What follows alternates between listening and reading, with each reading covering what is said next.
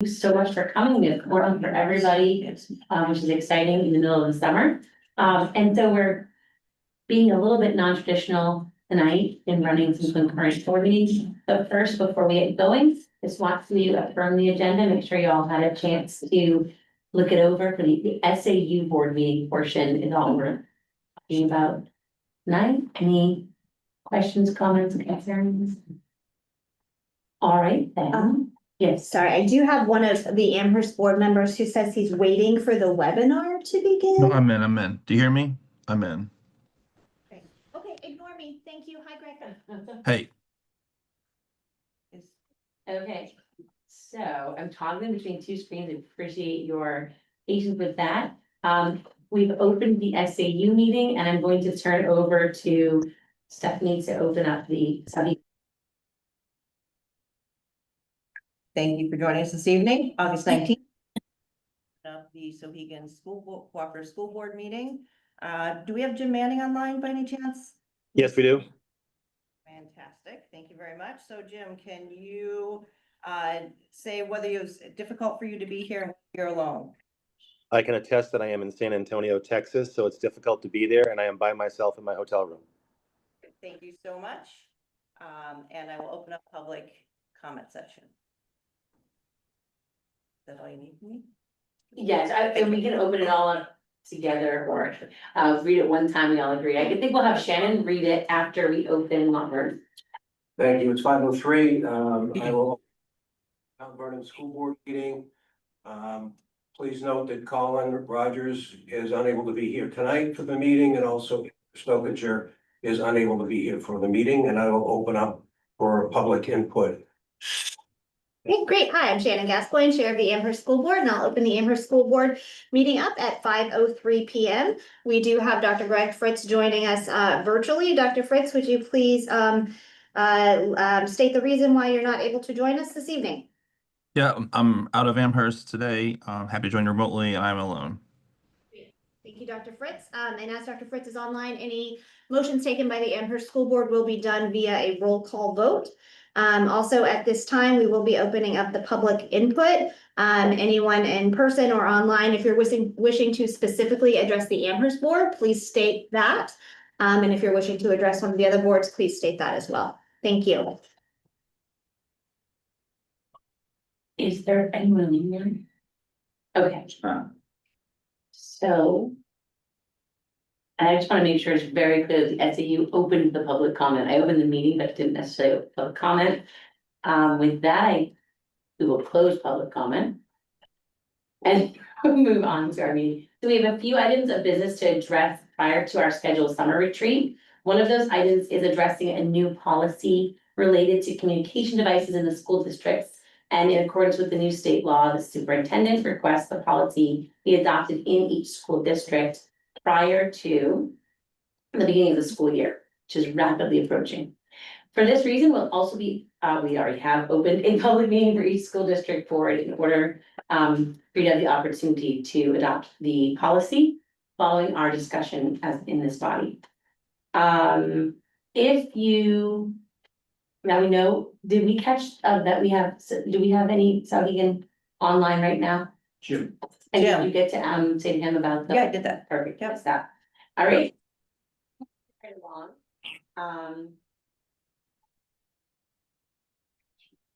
Okay, yes. I'm sorry, like I said, I'm working from two different items here. So we're gonna move to our consent agenda, which consists of draft meetings from May 29th, policies read May 29th, SAU budget transfer request. 3 of those and unanticipated revenue from Health Trust. Is there any one of those that needs to be separated out for discussion?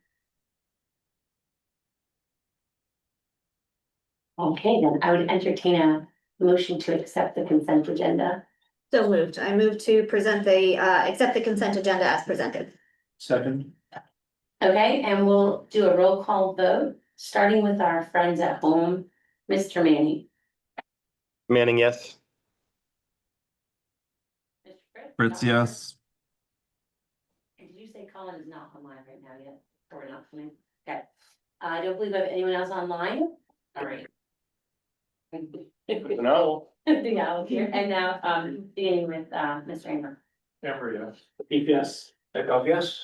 Yes. Glover, yes. Stroger, yes. Peters, yes. Gould, yes. Gascoigne, yes. Rogers. Beam, yes. Gupta, yes. Okay, we received 3 treasurer's reports. Any comments on those? Okay, and then, for policies approved by policy committee, I would love the chair. Sure. Yeah, are we, is your intent right now to cover all of the policies, or are we just going with the device policy and doing the breakout and then back? How do you wanna do So I that? would recommend to do all the policies, Okay, with the exception of the Yep. cell phone, I would do that separate, super. so. Great, yeah, so, policy committee has been hard at work, and I'll ask, Vice Chair of Policy Committee, Mr. Glover, to chime in if I miss anything. Our most recent meeting, he presided over as I was out of town with my family. So you see the policies that are all listed here for a first read. We have the, spreadsheet that goes through the policy notes there.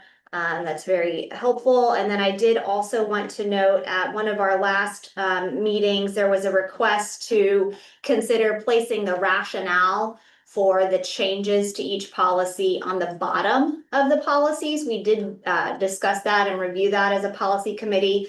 Ultimately, the committee concluded that including the rationale at the bottom of each policy may not align with best practices, could present some potential issues since it is a legal policy document. It seemed best to keep it very clean. However, the committee determined that we would, and what you see this time, include the red line versions of the work in the packet for even greater transparency for the public and for each of you. So kind of help you walk through what did the policy look like and what are the changes that we're recommending for you all to consider, along with us as a board. So if anyone has any questions, we'll be happy to take those. And again, we're not dealing with the device policy at this time. We're just looking at all of the other first read policies. So I don't think we need to do anything beyond the first read. Okay. Is there a motion needed with the second read? Do you want? You want me to make a motion? Yeah. No, I make a motion. Sure. Okay, do it. Okay, I'll make a motion to accept the policies as presented as a first read and move to the individual boards. Second. All right, any discussion?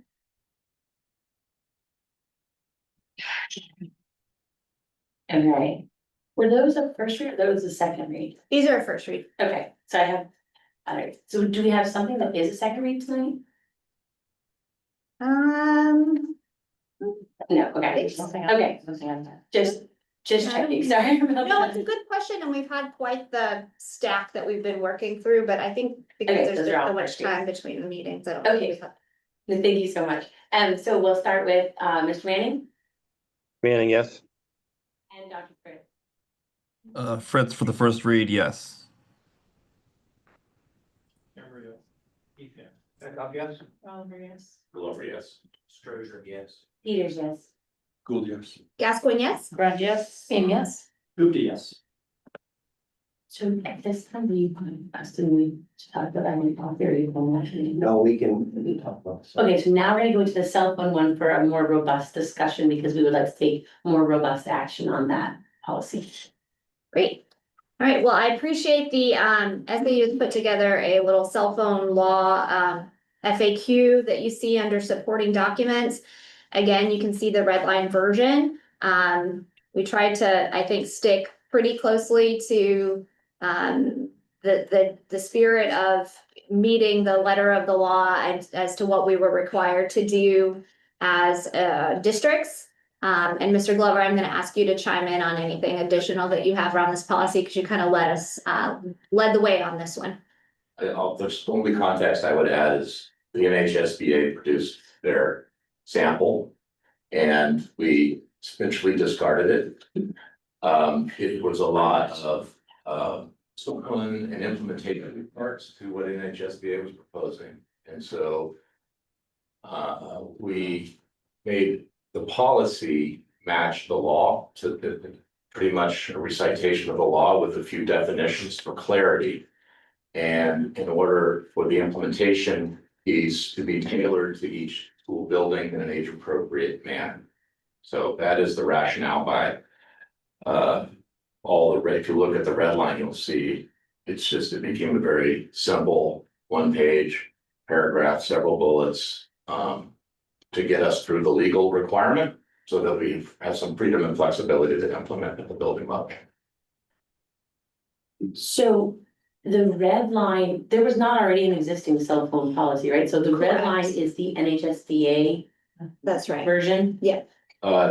Yes, the base of the red line is the NHSBA version. And Christy, I think that's a great question for the future. So if we don't have something that existing to work from, we'll work from, we'll start with their sample policy and then it may be all red, right? Yeah, I just wanted to make sure, I didn't think we had one, I thought we were just throwing out a whole policy, and then I need to read a little more carefully for throwing out a whole policy, but. I understand the path that you took. Is there anything else that policy committee members think we should know about that process? And then I'll open it up to the members to any comments, questions, concerns. So this is serving as a first and second read? First read. This is a first read, and then we'll break out into our individual boards, which have been publicly noticed as meetings, because there is some urgency to get this passed so that we can start the school year, setting the expectation with families. It's also passing recent legislation that we need to get this in place. So that's the reason for kind of the wonkiness of how we're doing the meeting tonight, but since we have everybody here. Once we do the first read here as a group, so we can talk about it here, ask any questions of the policy committee, and then we'll pass the first read, we'll break out into our individual boards and adopt in each, the goal being to adopt in each district. So then are we waiving a second read here? It doesn't require adoption at SAU level. Correct. Thank you. Learning. All right, any questions, comments, concerns? It's a fairly short policy. Yeah, I have some concerns. Go ahead. You got me, Christy? Yeah, we can hear you, Greg. Okay, sorry. So I sent Mike Berry a email earlier today detailing some of my concerns, and maybe Mike can share those each of the chairs for their own discussions. The first part was about the first green paragraph where it says the purpose of this policy, and it talks about what a device is, but the actual law talks about what's banned is the device use, and we don't really talk about the device use. So I had some language that I won't try to remember now, but I sent it in the email. But it included like using the internet, those kind of things. Not the device itself, but the use of it. So an off cell phone, I think, would be compliant with the policy, and it doesn't come across with this policy.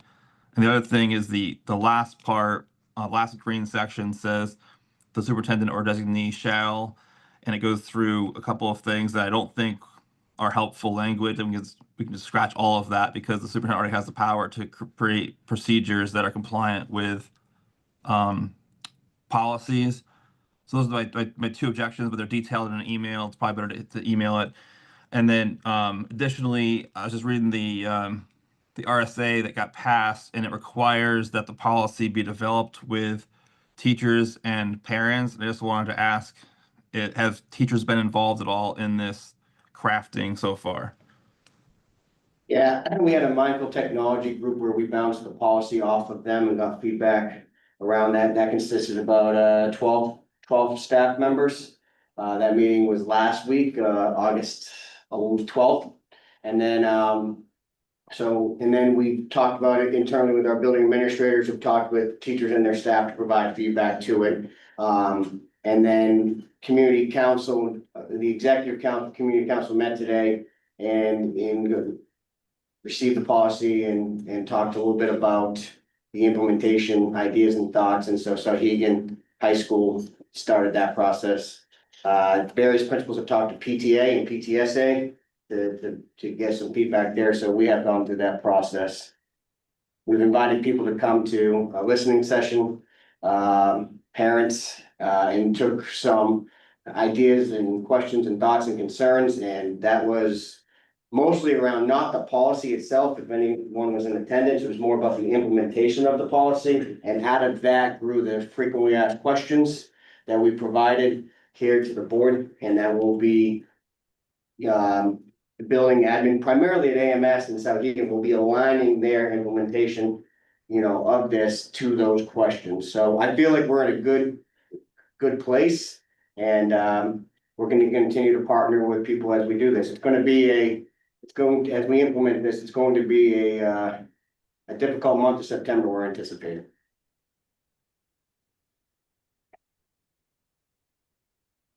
I believe you all have now Dr. Fritz's comments. As the chairs do. Oh, chairs. So we'll be in our own. Want to take a look at them, but So can I address Dr. Fritz's question or comment? Absolutely. So I'm just wondering if on that very first sentence in green, if where it says this is the policy, yada, da, da, da, personal prohibits all personal communication device use. So in the first sentence, it does address that this is about use and not possession of a device. Does that satisfy your concern, Dr. Fritz? Yeah, I like that wording. That is required by the law, but where I'm confused is that we have bullet points below that describe what a device is, but we don't describe what device use is. And it's device use that's actually banned, and that's or prohibited, I should say. And that's, I think, the crux of this policy. So I think talking about wireless headphones and earbuds that, can receive information, but it's really the utility of it. It's the use, the receiving, or if you were to send information that was personal in nature during the academic out day, that would be the violation, not having wireless headphones on campus. So I think that's why I asked it to be, sort of drawn out more specifically about the use. Sure, so like another bullet is what you would. Exactly. Yeah, that's what I recommended in that email. I think I had a suggested language where I had the device, a little bit of changing word, and below that a new bullet on device use. Thank you. Dr. Fritz, I'd have an easier time with this email if it was red and green. I apologize.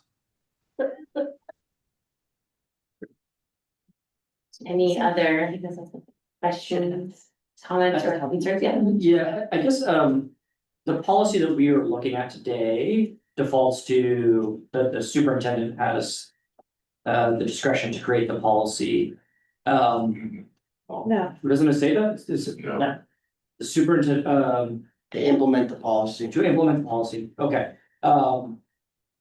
Sorry, yeah, the superintendent or designee shall develop school procedures to implement this policy. Has any of that work specifically been done? The FAQ starts to describe it, but I don't see a policy that kind of matches what the FAQ is now saying relative to student handbooks and things like that. Yeah, we met a number of times with all building administrators, and we're focusing on AMS and Souhegan's implementation of this. They are well into this. They have some preliminary ideas and strategies on how they want to do this.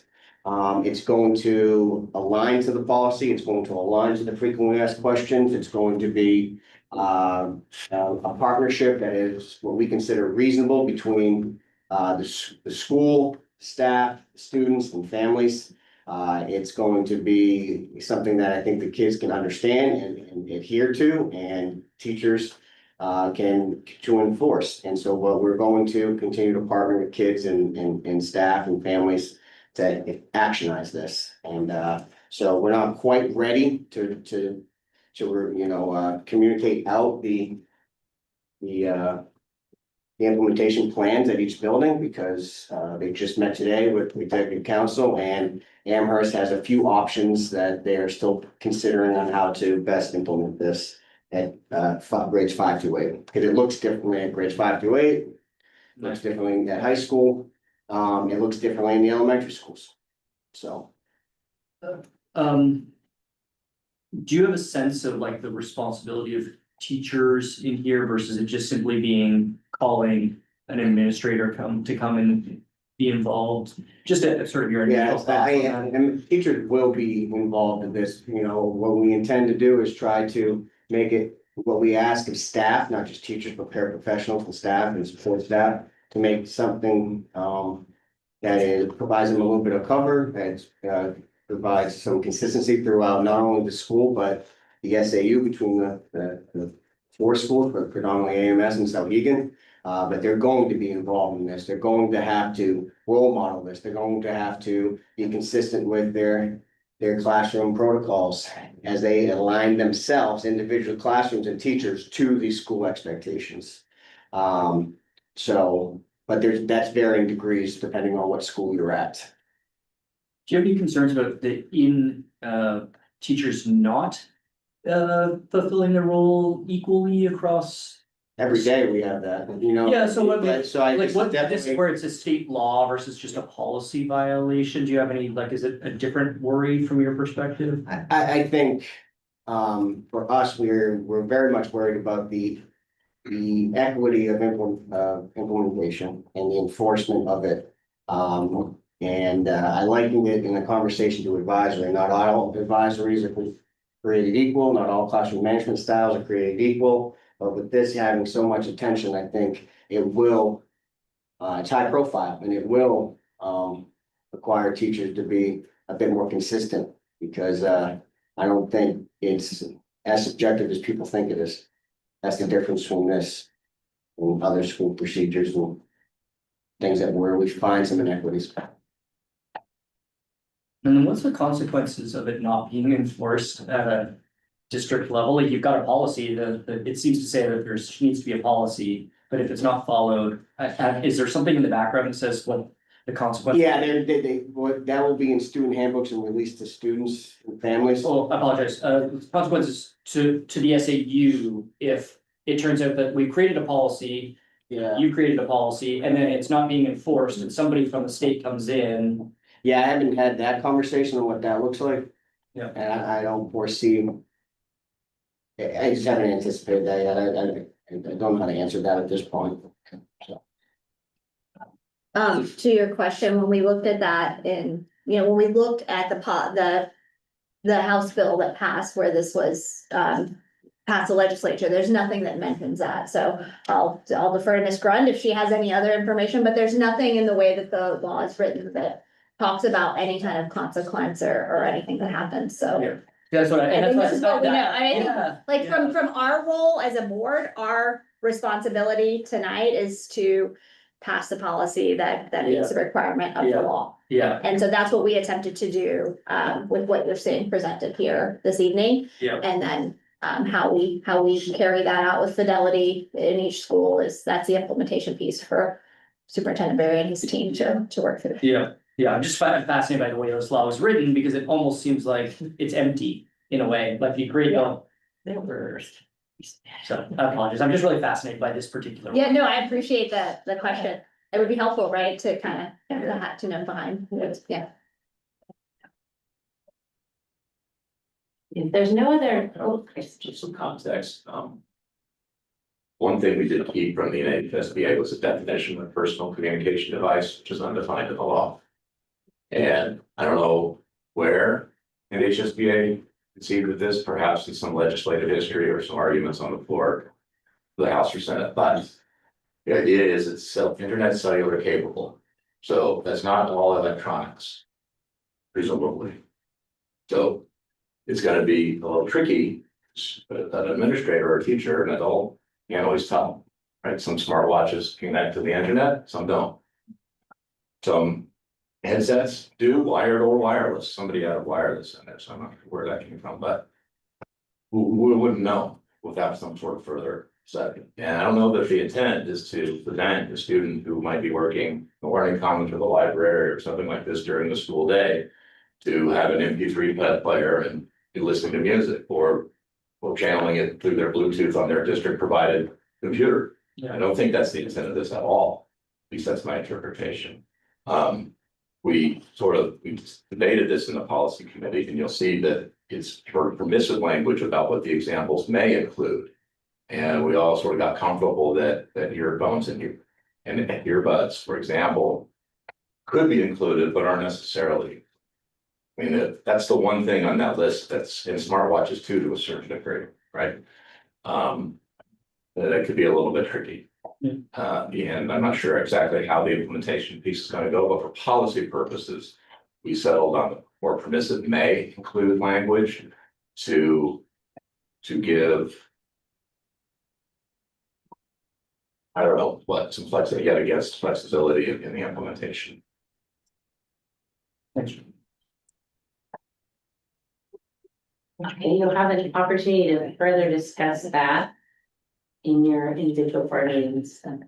It's, I want to, can I clarify something? Sure. With Mr. Fritz, Yep. on your email, the first thing, I just need a little more clarification. The emails, the use of the device, not the device itself. So are you saying that it's okay for the device to be out if it's just not being used? Or are you saying, Yeah, that's my understanding for the law. The RSA that you guys passed in Concord, it just says the use. And so even in the FAQs that Mike provided, there's something about your cell phone can be off in your backpack during the Yes. school day. yeah, So you're not prohibiting displaying devices, you're not displaying possessing devices, you're prohibiting using devices. And it's specifically for communication.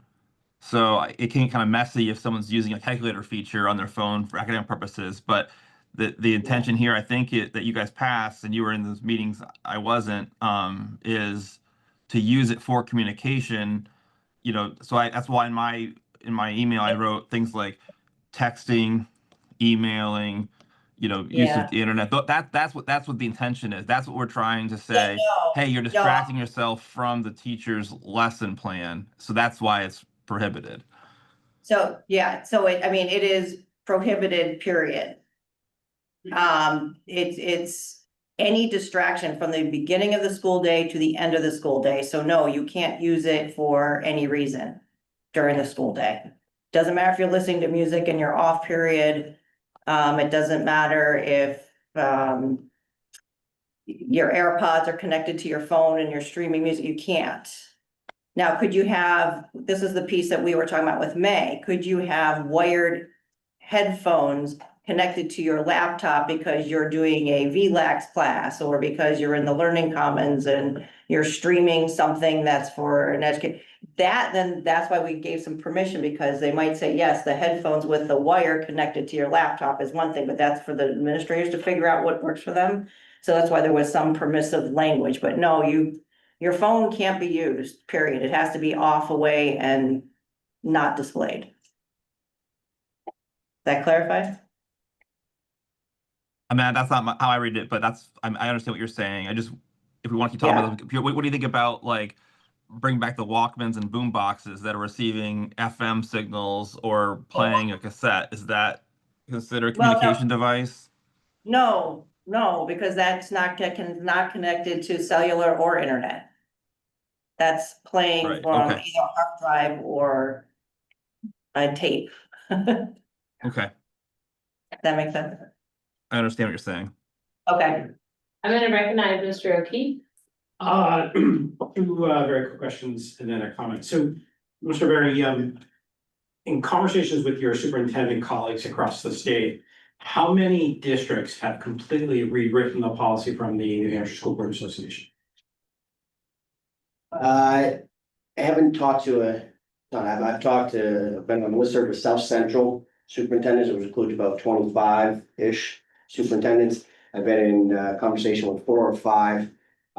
They did do some editing. We looked at, for example, in the policy committee, we looked at Pinkerton's that was vetted through multiple legal sources, talked to Nashua, and they took bits and pieces of it that worked for them.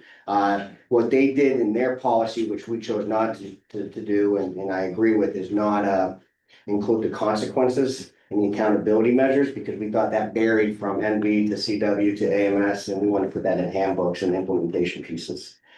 So I think many SAUs that I've talked to, or all the ones I talked to, many of them cut and pasted out of the Hampshire one.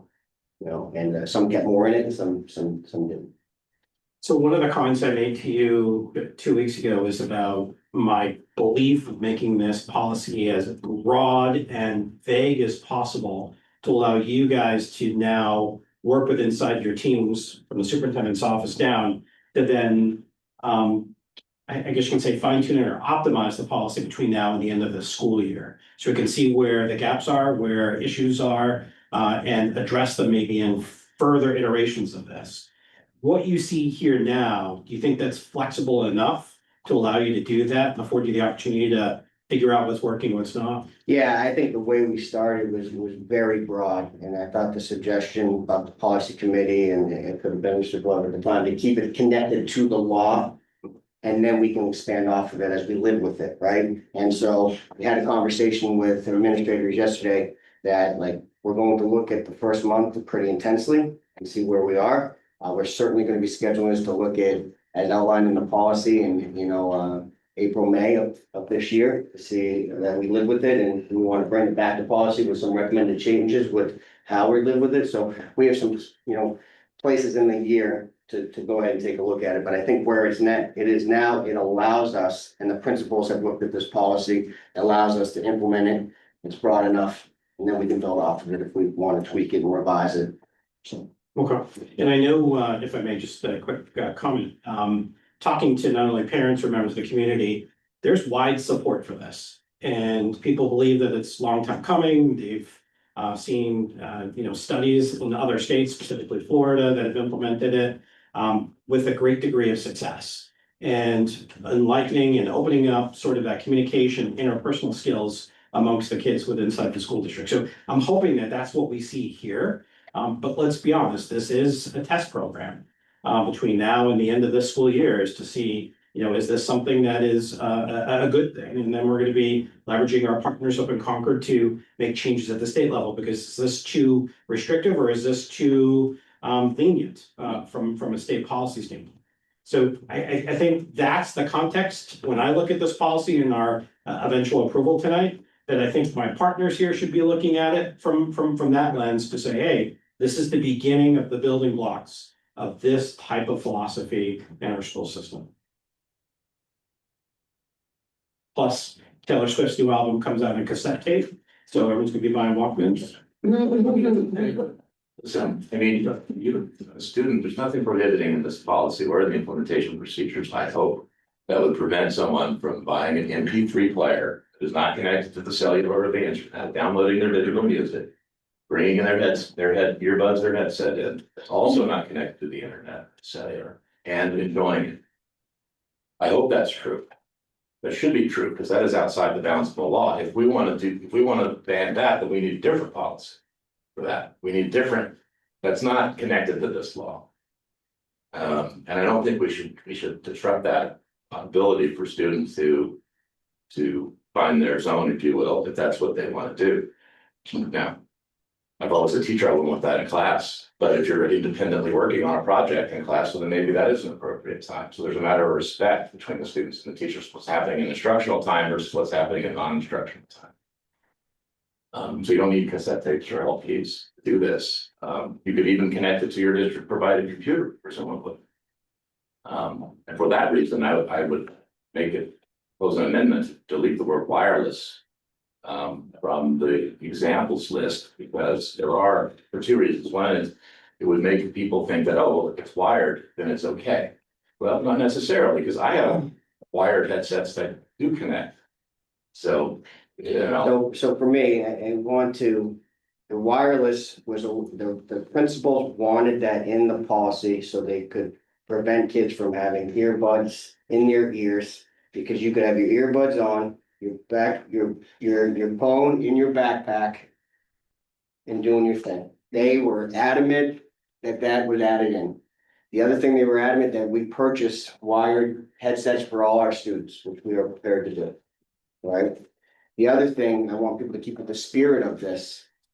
We think it's going to be a good thing. We think it's going to enhance learning. We think it's going to create a better educational experience for kids. We have many examples throughout my educational career where we did, you know, 3 or 4 days without cell phones in a row and did an experiment and got everyone to buy in and they had a better experience. And like, or they go off to, trips and they spend a week away with no cell phones and they manage and they like it, right? So we expect to get to that point, but this first 2-4 weeks of it, we do think it's going to be a very difficult thing to create those habits amongst, you gotta think now, about 1,500 kids between AMS and Souhegan who potentially are very much used to doing this.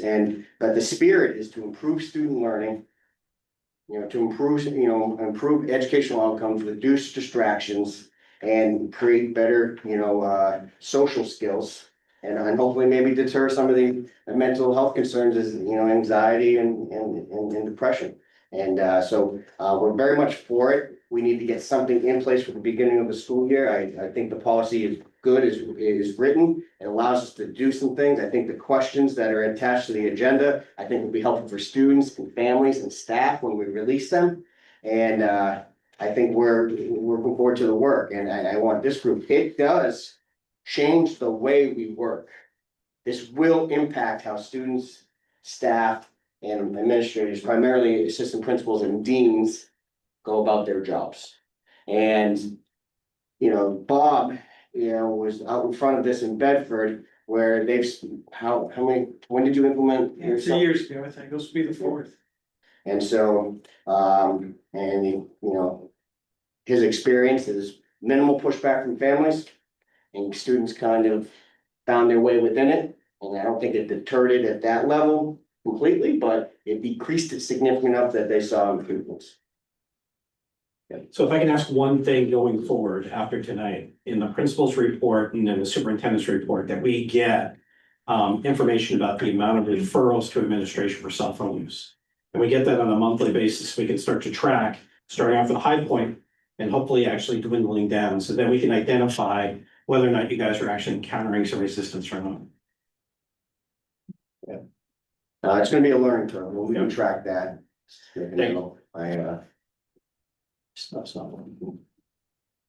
He's good.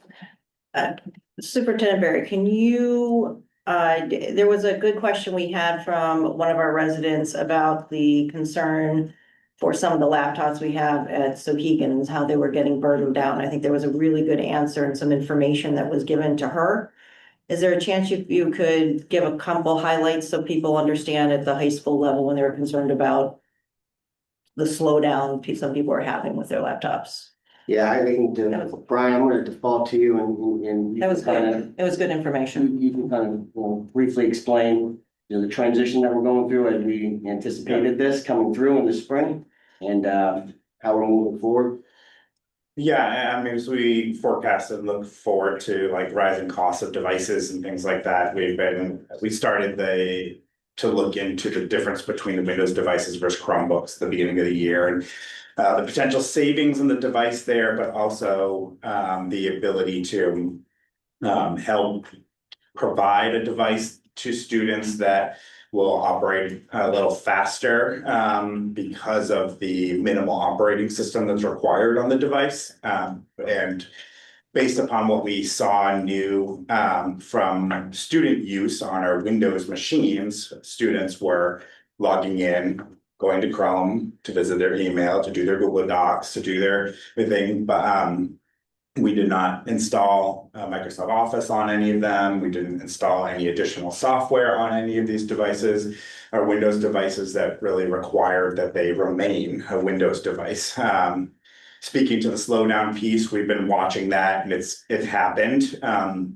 We tried to make sure that the devices didn't cost an astronomical amount by keeping the specs to a minimum over the years, as little as we could based on what we knew from the web browsing piece. But last year we kind of got forced into having to upgrade all of our devices to Windows 11 from Windows 10 because of the end of life of Windows 10. So that increased amount of space and bandwidth that the Windows 11 operating system takes on the devices that we currently have has been pretty sizable, and we have seen some of the devices react in a different manner where they are slower because there's not enough RAM or things on the device, which also kind of pointed us in the direction of working towards Chromebooks in the future and stuff to help kind of relieve that, because where we work with a Windows operating system that requires up to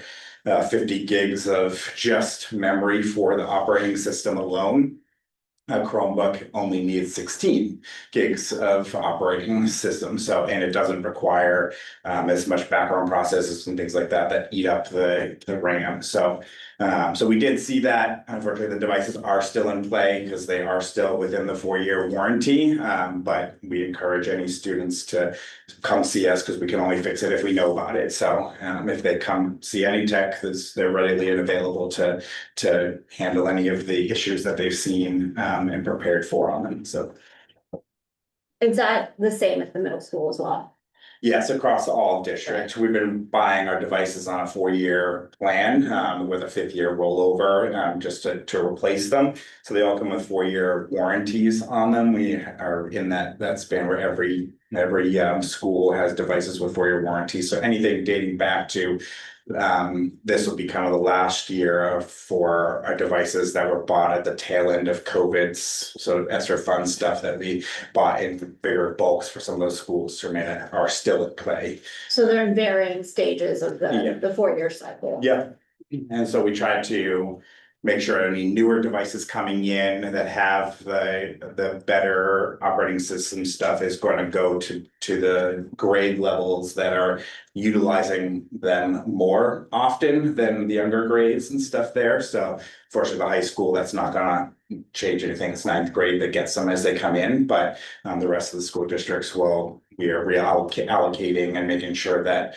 that devices are being used appropriately where they're needed and for how often they're used and stuff too. So.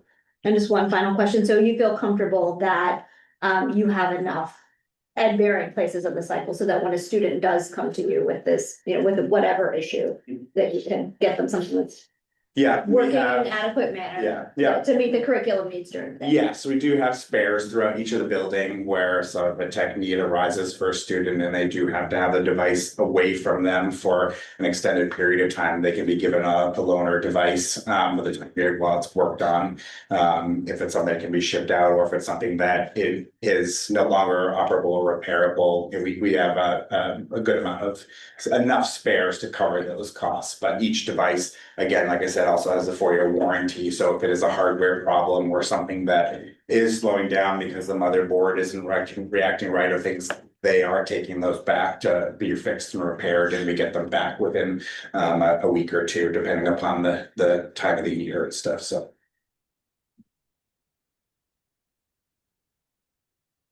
Any further conversation of the group? Okay, more opportunity in your individual board, but before we break to our individual board meetings, I want to turn it over to the superintendent for a couple more points. So are there any questions on the cell phone? Yes, the vote on the first read, so we know to second read.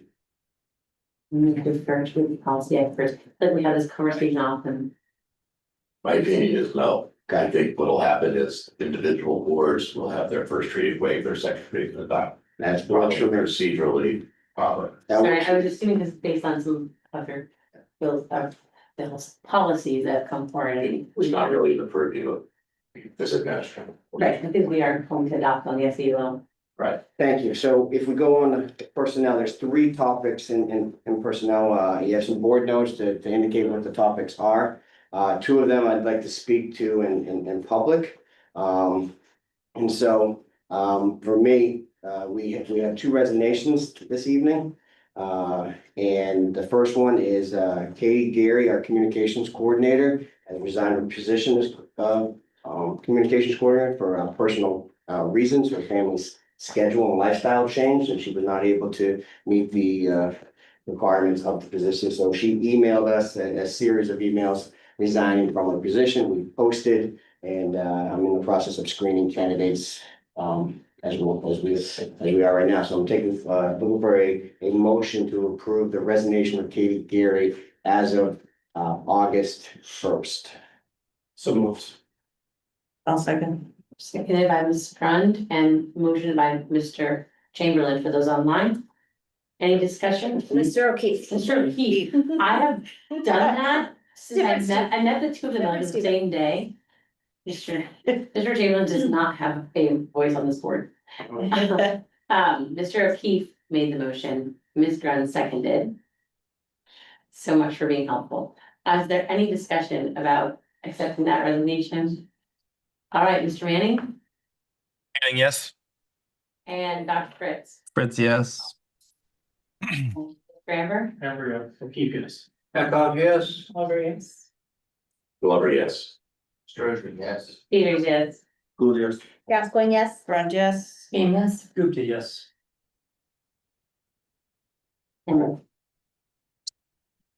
Thank you, appreciate that. The next, in assembly in your agenda, you see a notice letter from Amy Facey, our current business administrator. She has provided notification that she'll be resigning as of June 30th, 2026, and has given us plenty of notice to think about how to transition that position. So I'm looking for a motion to approve the resignation of Amy Facey as of June 30th, 2026. Sorry. I can't hear you. You're breaking up there, Mike. I'm sorry. I I can hear or something. Can we say no? We need to be able to budget properly, that's why I'm giving notice so early. So moved with great regret and much gratitude. All right, Ms. Gaspin has moved Second. and Mr. Gupta has seconded. Mr. Manning Manning, yes. and Dr. Fritz. Fritz, yes. Mr. Amber? Amber, yes. O'Keefe, yes. Eckhoff, yes. Over, yes. Glover, yes. Sturgeon, yes. Peters, yes. Cool, yes. Gascoigne, yes. Grund, yes. Being yes with regret. Gupta, yes, with regret and gratitude. Yes. Thank you, thank you very much. Good. I will not slow down this year, so. don't Well, worry. it would interest you in a position on Yes. science committee. Potentially. Follow-up question about that. We have in the past for certain positions, had like found someone and brought them in. Yeah. To smooth the transition period. Is that part of the transition plan? I'm gonna look into that in non-public. Okay. Right. But I will say I am happy, and I wrote in my letter, happy to provide any transitional help that I can. So I absolutely want the districts to be successful moving forward. And do you have anyone from the public? No, just need to go into non-public. And then I just want to make sure that after we come out of non-public, we're going to pause the meeting, this meeting, and break out into our individual board meetings, and then come back for the retreat portion of this meeting. And right before we do that, Mr. Miller, is there anyone online that could potentially be wanting to talk about that? Give a public comment on that policy before we go? Nobody's raising their hands, no. Okay. Well, they didn't know they could, so, There's one person as an additional attendee, but there's no hands raised. okay. So then we will move into non-public if we can get that motion. Are we going to come out for another public comment? Or No, we're gonna come out of, once we come back together? yeah, we're gonna come out, we're gonna pause the meeting Mhm. and then go into our, because we're open, we're just gonna go into the respective rooms. I can tell you where you're going when we're gonna come out of non-public, and then we're gonna come back into this, Okay, and then at that time, we'll do one more public comment, if you'd like. if anybody's You don't here. necessarily need to. Okay, thank you so much for that clarification. Yes, I'll make a motion to enter non-public under RSA 91A:3, Roman numeral 2C, to deal with personnel matters. appreciate that. Can I have a second? I'll second. Thank you. The motion was made by Ms. Gascoigne and seconded by Ms. Grund. Mr. Manning. Manning, yes. Fritz, yes. Dr. Amber, yes. Eckhoff, yes. Oliver, yes. Glover, yes. Sturgeon, yes. Peter, yes. Cool, yes. Gascoigne, yes. Grund, yes. Yes. Gupta, yes. All right. We're in non-public. All right, so let's get into this. So this is our sixth retreat of the summer for us. We had a negotiation for Amherst, we had Amherst, we had a Mount Vernon retreat, we had Souhegan retreat, which kind of led over to a goals retreats. To so I appreciate the flexibility in the schedule. We had a lot of, good work. Never created an SAU. I was trying to talk to Amy and some people who have historical context. There hasn't been an SAU retreat before. And so people could remember, right? I'm not saying there was, but they couldn't remember. So as we crafted this agenda, we wanted to kind of like put some things on here that were meaningful and relevant. So I just want to kind of go through it. Bob will run the PowerPoint and we'll give an opportunity for people to talk. People have seen this. This is on everything that I do. And I think this is the most critical thing. It's vital. You've seen how I talk about it. You have to evolve what you do. All right. And then here, share values, key initiatives, priorities, operational updates. We just want to be as high functioning as we can as this board. This board's different than other boards too. So I think you'll see that in this agenda. All right, norms, we're focusing on improvement, and all questions are good questions the way I sit and see it there. Next, outcomes. You guys get an update on the implementation of the framework? I'll share this slide deck out with you afterwards. You'll have it because there's some links that you're gonna want to, or if you're curious, you're gonna want to go see. Update on each district school board to consider 39 board goals, as we put last year's in the agenda, so you can see it. If in that retreat section, there's some stuff there. Value statement synthesis and facility work update and discussion. So for me, how we got here, the way that I see it is, we want to make sure we're as aligned as possible. This idea that we're gonna operate as one, district / SAU as much as we can. We feel like the framework allows us to do that. We think the facilities conversation will do that. We think the long-term planning will do that for you. And so we just want to keep things moving in those areas. So go from there. Everyone knows this is it. And we had a great session today with the teachers. You want to talk a little bit about what you ran them through, Bob? A little bit? With the framework. Yeah. Pillars, sure. So because really this drives all the work at the school level, the teachers read through each one of the pillars. And we gave them some questions or topics to look for, circle how you're gonna support this, and then they had a discussion. So we went through each pillar. And it really informed them on sort of the work we do here. So I thought a really nice introduction to the big picture of what they're gonna be doing right in the classroom. Yeah, and It was well received. it was really well, because for educators, the framework really makes sense. Yes. It's consumable, they understand what the expectations are, and so we're very lucky. So next, some other things that we do out of here, and I'll take any questions, mentoring. As much as we intentionally, you guys remember, I just want to remind people, last year we brought on 6 new administrators: Heather, Liz Cannon, Janine Metro, Brad Botto, Mike Dyer, Matt Lane, all in year 1. That was very intentional because we want them to be here when they're in year 4 and 5. They're talented people. We want them at the table in 2029. That helps. Bob and I are in complete agreement. Steadiness in your building administration is what moves the needle. Right? And in a united front and moving in the direction. And right now, I'm telling you, we are excited about the work that's happening at MD. We're really excited about what's going to be going down at Wilkins. Clark is a completely different experience with Janine Metro as the associate principal there. The LEAs pushed into the building will provide more oversight and implementation of student services and IEPs and 504s. I'll take a moment to brag about Dr. Heather Jennings. She is impressive. She is detail oriented, and she is a true asset to our senior leadership team. And I will say a bit of a visionary. Right, and she partners closely with Liz Cannon, who was in a classroom and has the street cred, unlike most central office employees, because she was in doing that work.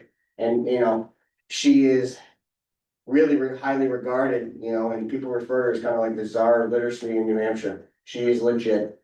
And you're gonna see some of her. I almost had her come here so you could watch her think and work a little bit. But she's got a full 2 weeks in front of her, with this. She's doing a lot of work. I got like a cameo yesterday and today, but she's in this every day. We got facility work, as we know. We're doing strategic and operational planning. We have that, and we have negotiations, and we're already prepping for Sauhegan for next year. So, there's some work to be done here, and so we'll keep going. So the framework, you see it, everyone knows, we're familiar with it, keep going. But Bob, if you can click on this, this is what, after the meeting, we hope you take some time, and we're gonna come back to this at your September meeting. This will be on the agenda to have a discussion about at the September meetings, but everyone as the board will see that we had the buildings do an audit of the framework and where it is being implemented in their buildings. And then we took on Christie's recommendation yesterday, thank Bob for that, he did it. Bob, I'm sorry. You know, very quick. We had separate for each school, when we put it into one spreadsheet, you can see in pillar one where the schools are. And this is a self-reflection, building administration with their teacher leadership team in their building, and it gives us a sense of where we need to do some of the work. So you can see the student learning, we got whole child right there. You know, and I think you guys heard me in the retreats earlier. We do really good job in this area. We do a really good job, especially at the elementary schools, I feel like, and then, and so we're gonna continue with that. We put support, I think this is our job as administrators. This is job as school boards to support the development of, or assuming the recruitment, the retention, the development of teachers. And this is where it's gonna take a significant effort on our part this year. This is where SAU administration, Bob partnering with principals, meeting weekly with them, myself, providing oversight, making sure the PD is aligned through the 3 districts, through the mindful technology work, the MTSS work that you've been updated on, educator effectiveness. But this is the area that we got, and as you saw the results of the efficacy and the climate surveys, this was an area that we were gonna move in, and so one of the tasks that we gave Bob, and we wanna talk a little bit about collective efficacy a little bit. Sure, so collective teacher efficacy through research has been demonstrated to be one of the things that really moves the needle on student learning. Like when we believe we can do it, when we work together, look at student data, talk to students about their learning, student learning increases when we collectively feel that way about it. And so we did some work today just talking about that. I showed the new teachers some research. Then we did a short reading, 2 pages, but it really gets to the heart of that matter, so that it's on the front burner when they're going into the classes and their schools as new staff. We also did it with all the building leadership, the principals, the deans, you know.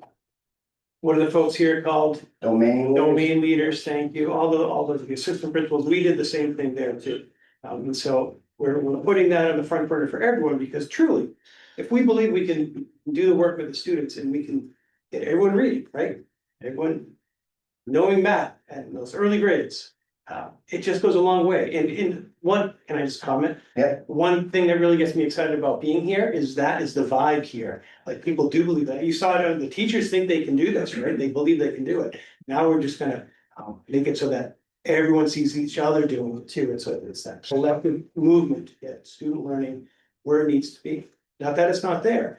That's how a good district really continues to move the needle, because it gets harder and harder, actually. The better you get, it gets harder and harder to get that 100%, right? The closer you get to everyone being confident, everyone being proficient, mastering what they need to master. So you gotta really fine tune it as you get closer. Yeah, and if you guys recall, if you dug into the surveys, you saw teachers individuals felt pretty highly of themselves, right?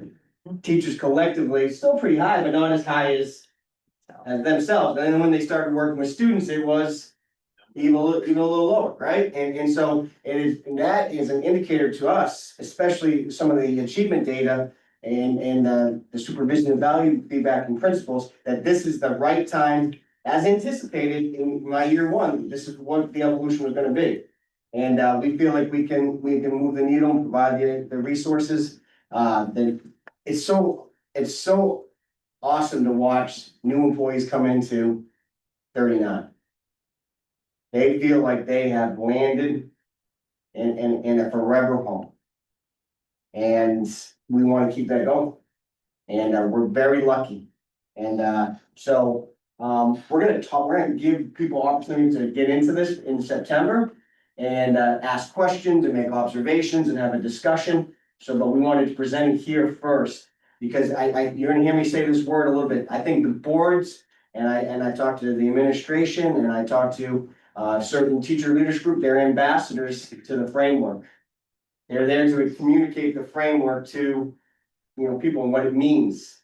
And regardless of your role. And so we have partnerships in there. We're not gonna click on that, but we did not have, just so you know, we did not have building level administrators and teachers reflect on the stewardship. That's a central office function, and so that one's blank. And so just so you guys know that. All right, we'll go back I to. just realized when you look at this, we did not give them a rubric to score these on. Oh, that was. So it's really hard to compare this- building, we said, use your gut, this was first blush, just use your gut, where are you and your teams thinking you're at, so.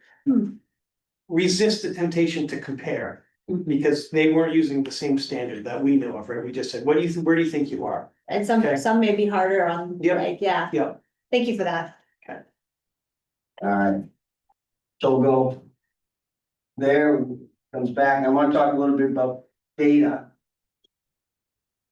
I'm not getting into it, a lot of it like we did at the individual retreats, but I want to tell you the messaging around data that is being presented to staff. And, and give you some language that you can talk about, because, I had a conversation with some educators who feel like we are chasing achievement scores too much for SAU 39. That's a Bedford thing. That's a Hollis Brookline thing. We don't chase SAT scores. We don't chase SAS scores. They said. And I say caring for the whole student is providing a curriculum and an educational experience that allows kids to perform well. Simple as that. We don't chase it. We just do good work. And so that's where this kind of came out of. So if for us, it has a story, it has a face, we stay even. It presents questions to be answered. And that's how we use data here. And every district got like their specific data, the problems or the areas to celebrate, the things to look closer at. So we just be very even with this data. And we're gonna be really honest with it. So we talked a lot about where does this come from? People thought it was an arbitrary number. It's not arbitrary. It's certainly not arbitrary and unachievable here. With where we are. And so we think tier 1, just the classroom teachers focus on good tier 1 instruction and supports. Can take 80% of their people in front of them and make them proficient. So where it gets, and if you go to the next slide, where it gets into, this is what you do. It's explicit, you differentiate, you have flexible grouping, you move these things around depending on how kids are performing. Right? You know your students. We talk a lot about knowing your kids in your orbit. This is tier 1. Right? And then we'll talk about tier 2 and tier 3 and what that looks like. But that is tier 1. We think that the better the classroom teacher, the better the teacher knows their students, the more they're partnering with them, the more that they're aware that they're learning. And I'll give you an example. During the supervision evaluation, and some people have education backgrounds in here, so you know what I'm talking about. Old school supervision and evaluation, I'd go into Brian Gould's classroom, he's teaching 6th grade, and I would watch what Brian does. I wouldn't be watching what the students are doing. I'd be watching the moves that Brian is doing. The shift here started with Souhegan. When I became the principal, brought in Dana Curran. We watched the impact of the moves that they're making, the lesson plannings, the assignments, the grouping of students, the instructional strategies, the assessment methods, the feedback given, and what does it produce in that room. That's what the biggest change that we've had in SAU 39. And you've been updated on that throughout the last couple of years about how many we've gone into. Now we're transitioning to vector, we're moving into new forms that are more user-friendly, that allow our teachers to look at the impact that their move in instruction is having on the learner. Biggest change here, you don't hear about it, it's not sexy, it's hard work, it relies a lot on trust and relationship between teachers and administration, and we have the people to do it, so I'm crazy excited about it. But that's what gets you to tier one. So the next slide, you hear us talk about reading and we talk about, you know, a little bit about, it's interesting that we have higher math scores at the lower level, right, in our elementary than we do literacy scores, not typical. Not a typical thing, but it's a direct reflection of the implementation of the anchor resource bridges and the teacher's professional development around them. So now we have this next literacy program coming in Amplify, right? We expect the same type of growth, but Liz Cannon will tell you, the earlier kid, it's not grade 3 and it's not grade 4. It is making sure you are creating literate and kids who can read as early as possible, as many of them. And that's what we're trying to do, and that's just a sophistication and refined thing. And so you see this and the gap grows, right? So wanted to show that slide there. So we go back to, well, let's want to go back to, so where tier 2 comes in, that is where we say, hey, the instruction in the classroom is not producing the learning outcomes for a group of students or individual students. So that's where you see reading interventionists, math interventionists. That's where you see, you know, special ed case managers giving direct instruction, right? That's where you see those things. Where you see some of the versions of pullouts, right? And then tier 3, you know, for us, it's you know, numerous adults wrapped around a student in different capacities to give them the supports that they need. And those are our most complicated learners. And in a place like this, you're talking 5%. But the slide that's not in here that I got to add is powerful in that of itself. With solid tier 2, Liz Cannon is convincing, is on this, I don't know, campaign, I don't know what to call it, around the SAU, that 90% of kids in 39 can be proficient. 80% with tier 1, solid tier 2, which is why we have the MTSS efforts in coordination between student services and Liz Cannon. So what I want to do is pause for a second and take any high level questions, because this is something you'll be updated about as we move forward. I have one at the gate. I would just, the hierarchy of things, I would say, is there a tier 0? Something in the opposite direction, meaning there's a baseline of, typical learners, maybe is 80%.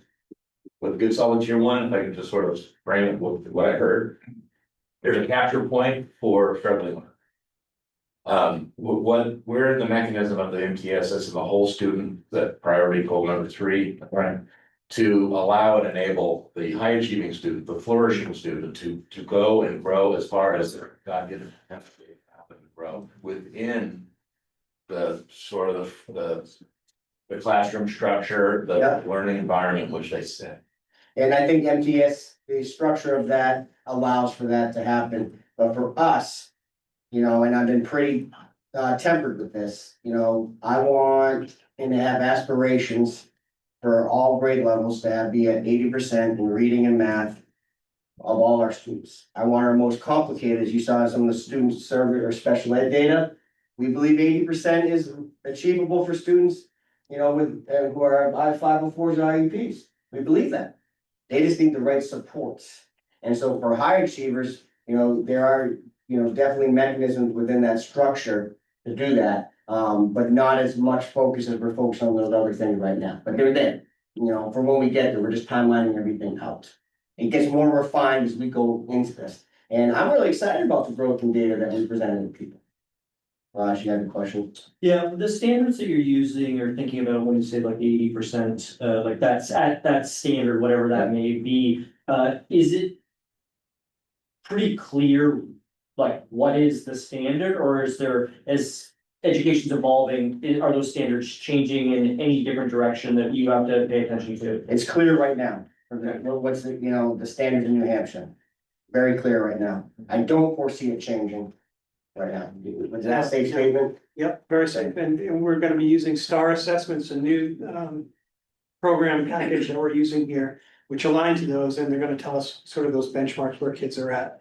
And teachers are being trained on that stuff next week, actually. Yeah. Some already have, but then there's gonna be teachers teaching the teachers model, so. next week, everyone dives into that. Perfect. And the reason I'm asking is the longitudinal Yeah. understanding of year to year, if the Yeah. standards evolve, it makes it harder to know, you know, what is good and what is not so good, right? But if it's the same standards, that's helpful. And the state, the state has changed some of their standardized testing, but the nice thing about a forward-looking district like this, we know sort of where kids are over the long term if we have staff that stick around with our in-house assessments. And so that's another gauge. We don't know, I think Mike talked about that. That helps the internal, the teachers see where kids are at. That's not stuff that's pushed out as the benchmark assessments. But those in-house assessments help us know over the long term where we are as teachers and also where our kids are at. Thank you. All right, next, so I want to turn it over. Oh, I don't want to get into this necessarily, but every board saw their individual district's goals. The same format in every place. They're very aligned to the framework. I think if we have another thing to be excited about is, and Bob, it's hard to align principles. It really is, from different buildings to different buildings, to say this is where our energies are. Lots of different reasons, because the culture is different, because the staffing is different, because the students in their schools have different abilities. But for our principals to embrace it the way they have, I think it needs to be recognized and acknowledged, and they will continue to present that way. One of the things I heard loud and clear when I was onboarding as superintendent, we're looking for through lines from pre-K, right, to 12, and this is the through lines. And as we transition from 4 to 5, 6 to 7, 8 to 9, we want to make sure the experiences and the curriculums are equitable, so when they're moving in the same direction, right? And this helps, and we're gonna continue to update you guys monthly on this. And principals are excited about it, and I think you should be confident that the work is happening. And I'm excited, and if it wasn't, I would just tell you it wasn't. So, school board goals, I'm gonna turn this over to each chair. Christie, you can organize it any way you think it makes sense for us. But just talk to where your groups are and what your focuses are. I think it's important that everyone understands where the energies are of the boards and what they're at, working on, and I think it's helpful. Yeah, so we talked a little bit about, if I can give it 1 second. You go. A little bit about, how the SAU, this body is a little bit different from your individual school boards. So I'm actually gonna start at the bottom and go up and end with us. Okay, so. And do you wanna click on, and where, if you guys have them ready? Just because this is a surprise for our board chairs.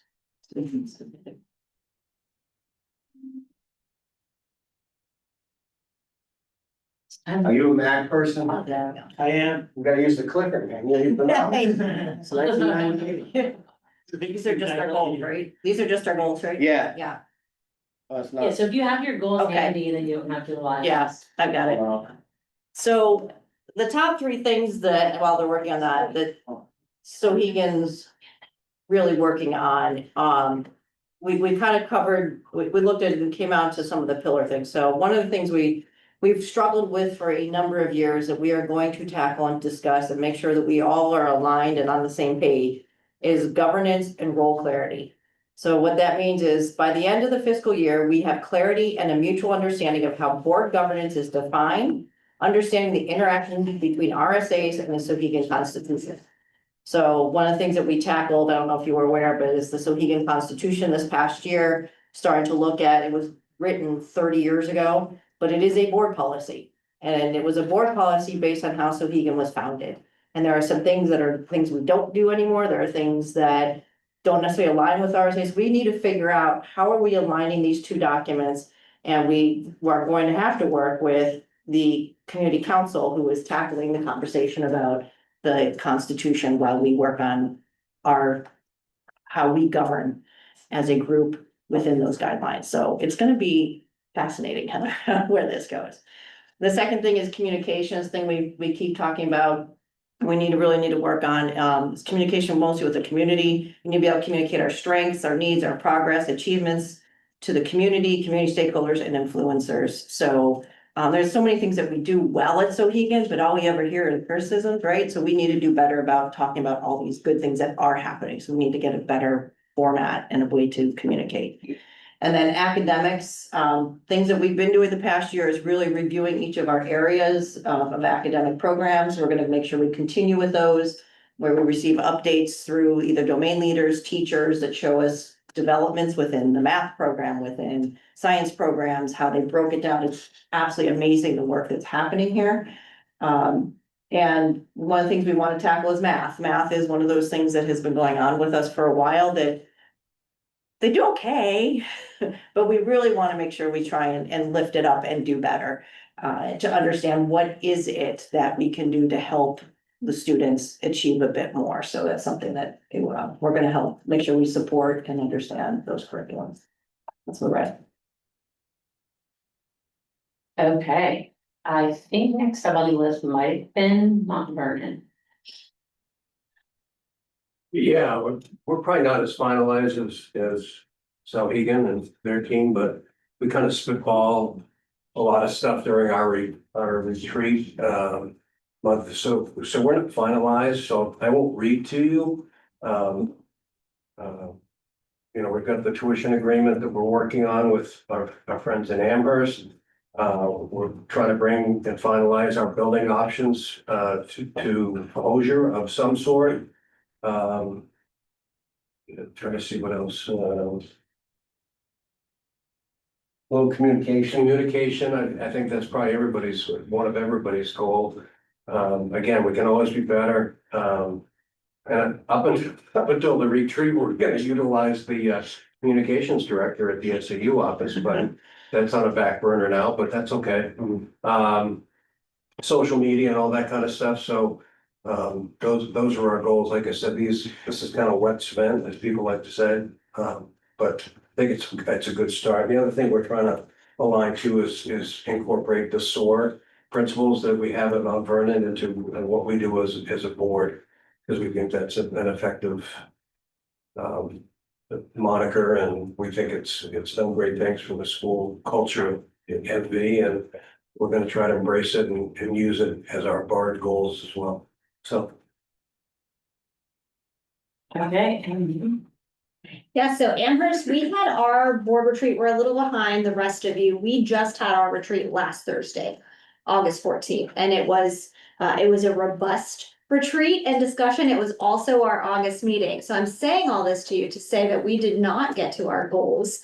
We're going to reflect on our goals from last year and then develop or decide if we want to continue on with some of these, which I will guess that some of these will be ongoing goals for next year at our September meeting. But what we chose to do last year, and I like this and I hope we do it again, is to reflect the framework, right? In our titles and our headers and to kind of go from there. So that's where we are. Not much to report.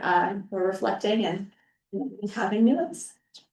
Yeah, Okay. yeah, we haven't had time to have a second meeting like Sohegan did because we just met last Thursday. We'll get to. We're just gonna be having a second retreat. Okay, and our SAU board goals, so initial thoughts.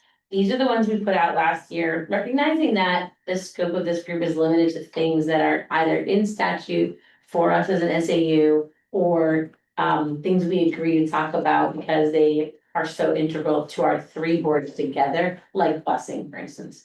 And so we last year kind of came together around these ideas that we really wanted to be supportive of the framework for progress. So I mean, you can read, so I'm not gonna read it all to you, but the points of the framework for progress. Communication was another goal for us, and we did utilize Katie at least one time. We were planning another maybe to have a place where the SAU could be in the newsletter for the SAU, and then the rest of your boards all gave something in there. So we did something toward our goal. I'm excited to announce. And then to support a welcoming environment for our SAU employees. And also to be good fiscal stewards for the taxpayers. So we have a couple options here. We could just say, hey, we really like these, wanna keep going. We could tweak these, we could throw them out and come with new ideas in September, but. I guess I was going to take the temperature of you all. If you say, hey, these are great goals. We made some progress, there's room for more, we just want these, that's great. If you want a deeper dive, then let's. Put on our like thinking caps and at our next meeting, get that on the agenda. Mr. Keefe, And may I frame it a little bit differently? absolutely, Is there anything on there that people would want to change this year? I think that's probably a better way. sure, People to interpret it, because I think the context is found in every single one of our board goals for everybody, and we don't need to reinvent the wheel. And is there anything on there that we think that no longer belongs on the list? Just keep the momentum and the progress moving forward. to your point, we might tweak that first one a little bit, because we've gone beyond framework for progress, and maybe we wanna change it to, we support the long-term Ongoing planning, work. including the framework for progress. For success, right? Didn't we? Yeah, the name. Oh, yes, Right. yeah, that's expensive. We Then say it all maybe the you time. say that. Yeah, I'm going. Well, we definitely want the updated name in our goal, Are these prioritized? not necessarily. Yeah. I would say that support the ongoing work regarding the framework for success. Okay, so maybe we Maybe. could work on some better wording on that, more up-to-date language. Yeah, I would recommend you as chair kind of Yeah. tweak it and then bring it back in September and go there. And anyone who wants to be a part of that, you know where my email is. So. Please. I would, no, I'm thinking, I'll get an email from Mr. Glover and Mr. O'Keefe and. Maybe Terry and I want coffee and that'll be how we do it. But we'll come back here and talk, for those who are interested in that. Anything else? I just had a quick, just to say it in front of the group, because I don't want to send this to you if everybody doesn't agree with me. But to Stephen's question, which I like the way you framed it. I think these are all great goals. The only one I would question maybe is 3, just because it feels really broad and I don't really know how you. I mean, I think that just as humans, we should always try to do that, and as, part of the school, Affirmation. yeah, like, so if it's if that's an affirmational goal, that's fine and we can keep it, but that's the only one that I would kind of question, sort of where we're going with that one. But that's it. I mean, I think they're all great. I don't have an issue with them. Thoughts?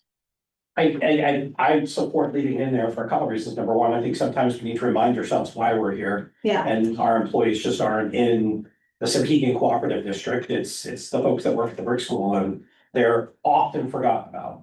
And I would say neglected in a way, because they're out doing this pillar, community members don't see them as human beings sometimes. And so I think it's really important that this board reinforces that they are a member of our school community and they are insured. Well, and to Great. your No, that's point, good. That helps me. That makes Right? it clear. and Yeah. our superintendent tonight said, I want to keep having conversations about supporting work at the brick school. Great. All right, thanks, everybody. We should keep working on this. Hopefully by the end of September, we're good, right? And then we're with the whole year to go. And the point that I like, they're not changing. They're not drastically changing from year to year. And that is a sign of a healthy organization when you've narrowed in on your dilemmas and where you want to put your energies. And then if a new dilemma or a new area presents itself, we can certainly take a look at that. But right now, I think we've kind of narrowed it to where we are, and I feel good about it, and this is helpful. So we'll keep plugging away. So we have one question, Mike. Yeah. So if I may, I wasn't able to attend our Sohegan retreat because I was out of town, but a question that I do want to ask you. And I understand all of the data and all of the information that you presented to all the various boards. If you could consolidate that into one thing, that at the end of June of 2026, you want that one thing accomplished, what is it? For all 3 districts? For everything. Oh, yeah. Your job as superintendent, at the end of the year, you're gonna look back and go, damn, I at least did this. Yeah, I would like to be able to identify areas that we want to see improvement in student achievement. Not all areas need to be improved, right? And there are certain areas, like I would call it, fifth through 12 math. There, right? I would say that would be the area that I would like to see some real growth and energy into. You know, and that's across MV, Amherst, and Souhegan. Thank you. I think it's important for us to understand because I want to be supportive of you as much as we possibly can to achieve that, because if we can't accomplish that one big thing, you know, all of tonight's conversation, all of the conversation from our various boards was for naught, right? So I want to make sure that you're put up there and supported in the best way. So, and we have mechanisms in there to keep you guys updated. Hey, Mike, Yes, sir. the follow-up on that is in order to make that impact there, is that an impact at K through 4?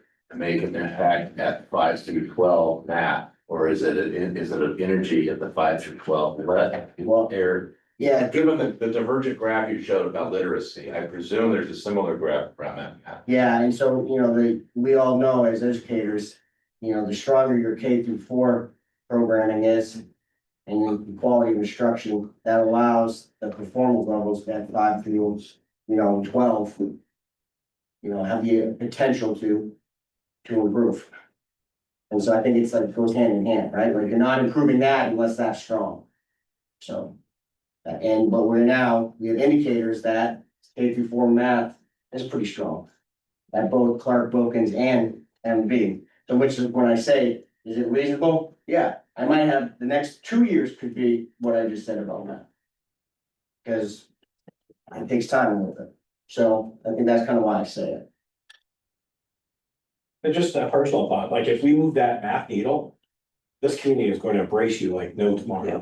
Because that is the most consistent feedback I personally receive. I know a lot of other people in this room receive math. And if we can move that needle, holy crap. Yeah, no, I'm with you. I've heard that since 2019 when I was thinking about working here. Right, and it's a dilemma. And so we're gonna continue on with you and keep plugging away. So I appreciate that. And I think it's a worthy area. All right, so next. Oh, so sorry. No, you're good. Values, keep going. So we are well into this values activity. Administrators have done it, you've seen it. Individual board members have put their tentative list together. And we're going to, start bringing it to staff to get feedback there. Christy, once we get it kind of narrowed down, further, is going to start exploring ways to get other stakeholders to kind of weigh in it. I've shared briefly the other day of some synthesized vision statements based off of this. But before we kind of like get those kind of developed and in the hands of board members, I shared with you prior to this meeting, it does not have to be done, but it's an ask of you to do it as soon as possible. Bob, if you want to pull up the Google Doc or Google Form. Do you have it? Do I have it? It's purple, it's the purple one, yeah. So we don't have to do it today, I want to be mindful of time. But what we're asking of you is you have 5, we narrowed this down to 10, synthesized the 10 that the boards came up with, the administrators came up with. I think there, some input from teachers. We got it down to this with some definitions. It's not finalized, it's still, we can wordsmith it later, right? However, we're asking you of 5 selections out of the 10 to prioritize that you think these are the 5 as board members. I want to see what you come up with. And then that will influence where we start to put our energies and what we put in front of other stakeholder groups. I think you drive this, that's why you were elected. But we want to collaborate appropriately, but you don't want to give my recommendation, a blank slate. Because we want to be able to drive the work. Shannon asked a question in the meeting. I think vision statements are for all components. It's partnerships, it's community members, it's board members. It's not just the educational experience like care for whole student and academics. So there's a form that you email to your SAU. If you could fill it out at your leisure, but not too leisurely. And then what the next step is, we're going to schedule a meeting with that subcommittee of the board, the long-term planning group. And we're gonna figure out how we're gonna get this out in front. I'm debating, just so you know, I haven't figured this out, I have a meeting on Friday with administrators and SAU. Do we do some sort of value activity on Welcome Back Day to gather information from them? But that's Wednesday, so if I could have some of your input prior to then, that might help shape what that could look like if we choose to do it. But there's momentum around this, and I wanna keep this momentum going, so that would be helpful. Any questions with that? When we click on, is it gonna sequence them 1, 2, 3, 4, 5, or is it simply gonna fill? It's the first, just choose your 5, and then all of you will get collated together and we'll see which ones are rising to the top. So it's your 5 top. You're not prioritizing them. You want this by Saturday? Monday? Okay. Yeah, if you're gonna have it by Monday, Alright. that'd be fantastic. And then that would give me like 24, 36 hours to kind of continue the conversation with staff. And then we'll figure out what the next steps are. Alright. So, alright, that's there. Alright, let's talk about facilities. Alright. So, I think this is it. This is the conversation that I think this board needs to kind of have right now. I'll come back to this and explain this, just go to the next slide real quick. So what I think is, we want to prepare for the first facilities oversight group meeting, which is going to be prior to the SAU meeting in September, which is about roughly a month away. And so I think there's some tasks, you know, we want to be able to present several options to solve the dilemma that we're gonna just kind of talk about here. I know there are so many opinions on this, and this is a very complicated conversation to have. And I tried to make it as consumable and, you know, understandable as possible. And I think the SAU is going to help, you know, create these, right? And I think this group will, after they get a presentation based on where all the 3 districts are at, we'll be able to develop a list of decisions or questions. There should be questions that need to be developed or made to be discussed moving forward. For me, success around this work, right? When the open questions are resolved, the districts do their work, when it's effective, tells a compelling story. And at the end of the day, and I said this to some people, if it gets me in trouble, I apologize. I don't want to manage politics as much as you guys want to manage politics.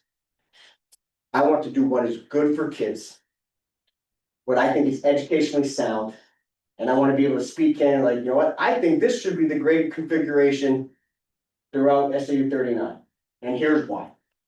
Based on collaboration and input from you guys. And you rely on me. And then you manage all the other fiduciary stuff and the politics and things. I'm gonna give you recommendations based on what I think is provides the best educational experience. That's the only thing I know how to do, and I think that's where I'm leading with this. I don't have the solution to this. I don't know how to get it across the finish line. Like I said earlier, it's 2-decade, from what I can tell, it's a 2-decade thing. It's also math is a 2-decade thing. At least that's how he can, right? And that's my conversation with Steve Frady's, right? And so this is where we're at here, okay? I don't think we're gonna finalize anything tonight, but I do wanna give you guys something to think about as individual boards. So when we come back in September, we can put this as a major topic on the agenda and maybe make a little progress on where to go. So if we go back to the slide before it, we put this into like a diagram, and I just want to explain it. You got the 3 districts, Amherst, MV, Sauhegan. You got an outside circle, and you can, this is Bob. This is Bob's influence, trying to help me frame my thinking as a technical, you know, a little more technology. I would just put it in bulleted lines or something. So Bob puts it in here, and our question is community capacity. What do people want? What can they afford? That's where we're at. I think that's the outlying thing. Science, you know, labs, we're gathering more information with program studies and capacity studies. We're doing that here. That's vital and important to Sauhegan. Amherst, they're grappling with the building project, as we know, we have renovation work happening at AMS. Mount Vernon has, seventh, eighth grade question. We got a little bit of a bubble in Mount Vernon that we have to try to sort through. There's, security questions. Like, there's things that they have there, but the thing that's gonna be talking about here is the tuition agreement that could influence some of the facility projects. And then at the end of the day, we have grade configuration, whether it's CW, whether it's seventh and eighth grade in this building, right? There's questions that ultimately are the through lines.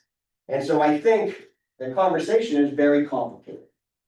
And so what I want to, and I don't want to we could be here until midnight talking about this, right? And so, but what I would love for us to just hear what you guys think very briefly about some of the things that you're grappling with as board members. When you see this, I hope you go, that is complicated. And there's a lot of interconnectedness. And we can't get answers for questions until we answer some other questions. So I think gathering some information about capacity and program study stuff here, seeing what we do with the tuition agreement, having more conversations about grade configuration in Amherst. That's what I think. We have to figure out what people want there. But I think I want to just take 10 minutes, please. Just throw out ideas and Bob will grab some notes while we do this. And just to get some thoughts, and then we'll put this on a longer conversation in September. But for us to prepare for September, having some questions that you want answered or thoughts you have will help influence the agenda development. Shall we go around the table and just let everybody have their, Or they just popcorn around, Yes, because some people popcorn might around. not want to talk. and if you don't wanna talk, you say pass, and if we still have minutes in our 10 allotted, we can keep going. 2 minutes, everybody gets 2 minutes. That's not 10 minutes, Brian. I'm being a realist here. So, Alright, we'll start with Jason, he always has something to say. I'll be as brief as possible. I think that for us right now, from my perspective, number one thing I'd like to see is, actually, a few things. One, the questions need to be answered before we can actually legitimately move forward with any project. So what does the capacity study, science lab study look like? What does the tuition agreement look like? Like, from an Amherst perspective, I think we need the answer to those questions. And then the second thing is, I would love for the SAU office, to your point, Mike, you started out with, you want to be the one who says that this is the best educational from your perspective, grade configuration. Well, damn, I'd love to know that. Yeah. Please share. So even if that's something completely that has not been thought of, I would love to have, that conversation. Okay, Lee. Yeah, so I think in Vernon, talking about the 7th and 8th grade question, there's a lot of weighing the pros and cons of, the experience the students get at a bigger middle school versus, Practice. is there a way to save money by having something 8th grade at Mount Vernon, and also our benefits of keeping kids in the school another 2 years, so there's a lot of still open discussion about that. Hey, Mr. O'Keefe. Oh, I think my positions are well known on a lot of these. I do believe from a SAU standpoint, I have to look at this as a Mount Vernon taxpayer, a Mount Vernon resident, and Egan board member. And that is, and this is a mantra that I use quite a bit, is equity and equitable. And so being the junior partner in this relationship, and we are the junior partner, it has to be fair. And whatever direction we go in with any project, we have to recognize that the junior partner has severe consequences for decisions that are made on each one of these 3 boards. And a community that's got an extraordinarily high tax rate with no tax base other than residential property, it's extremely concerning. And when we take a look, and I'm gonna just put it in the context of the high school, You know, the science labs, they clearly need work. And the vision of this place and understanding what the mission of City High School is, I think that needs to be better defined for both communities in terms of what the future is, before we start talking about a lot of the other sort of projects. The 7th and 8th grade program, moving up to the high school, I see it as a huge negative. And why it continues to pop up over and over and over again is because there's concern or thought that this will solve the Amherst building project at the elementary school level. I hate to say it, it just puts the burden on a smaller town up the hill.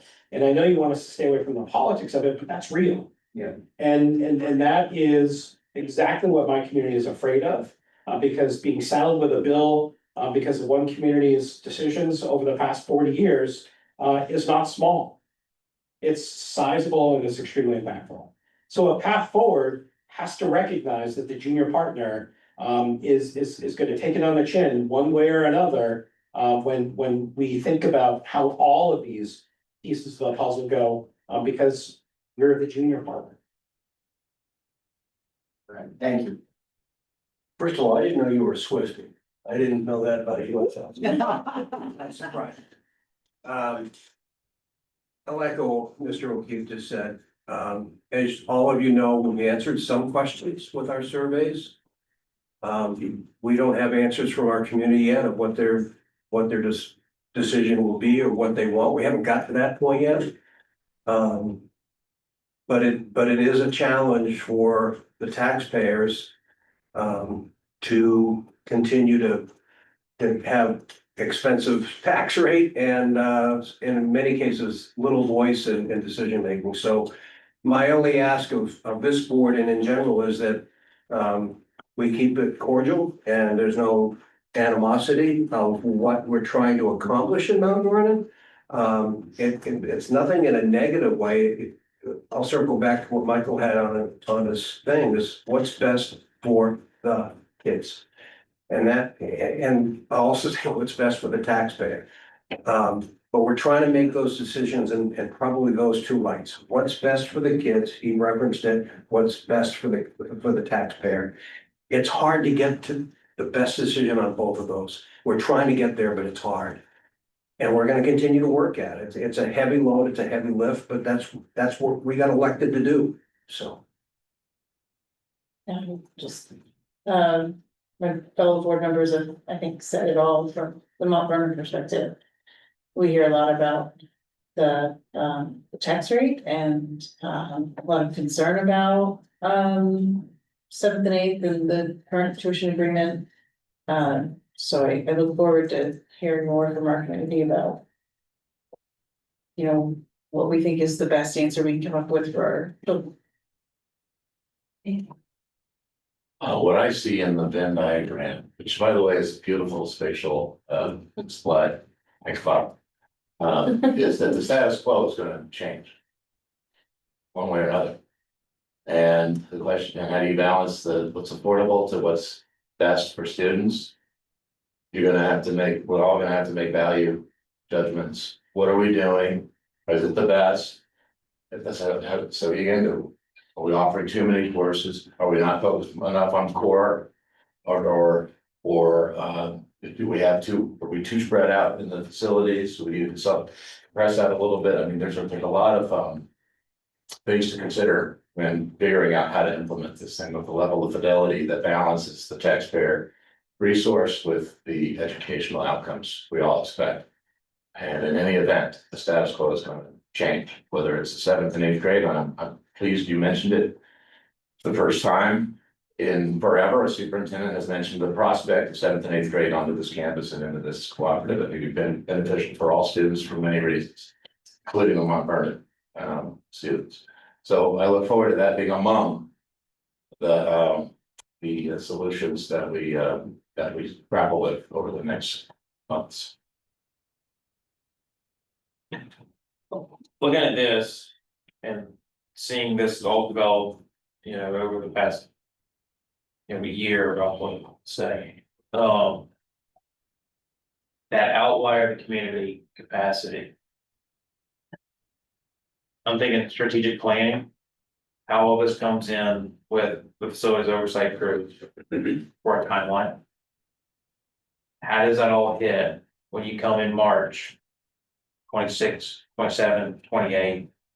What are they looking at that final bill coming across it? So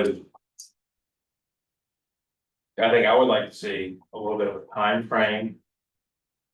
Or I don't know if it's priority, I don't know if it's urgency, I don't know what the community can help, because I don't know if all of our whole district from the hill all the way down to the river, you know, really kind of understands every little aspect of this. That gets back to the communication aspect that we all have to help us with.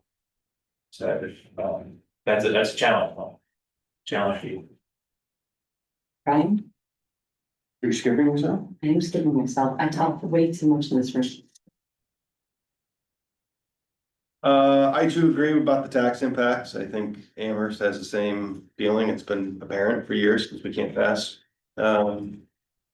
Any semblance of a school. I think Jason kind of hit it on the head for me. We talked about this a week ago, so I'm very interested to hear what Mount Vernon wants to do. I think that's a huge deciding factor in what we can do.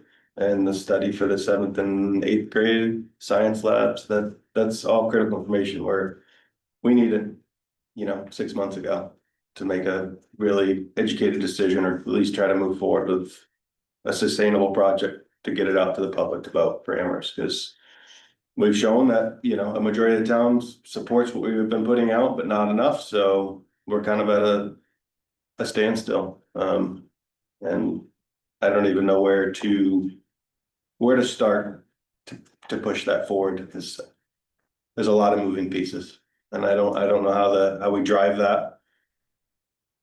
We've had a lot of conversations, and our buildings grounds have been busy trying to come up with some solutions, which they have some great ideas of try to be more transparent, because that's been the buzzword, but until we have answers, I don't know where we can go. Is Dr. Fritz in the owl? No, he was gonna watch And we'll the move meeting on later. later. He said he would watch it later. Yeah. Yeah. So I'll start by echoing, I think I would agree with just about everything that Mr. White said. I appreciate this diagram tremendously. I think it really helps to kind of articulate all the different things that are happening. I appreciate what Superintendent Barry said about, the leading the educational piece of it from your office. I think that's appropriate, and as Jason said, I'd love to hear, if there's a different thought than the previous leadership's thought that we had been kind of working from and working towards, and at the end of the day, for me, it's all about what's best for the educational experience for our students. I agree. You also had something on one of your slides that said resolve some of the open questions. And I think that's what that 7th and 8th grade is. It continues to be an open question despite the fact that different people have done different studies and there's been numerous conversations. So I greatly look forward to that being resolved.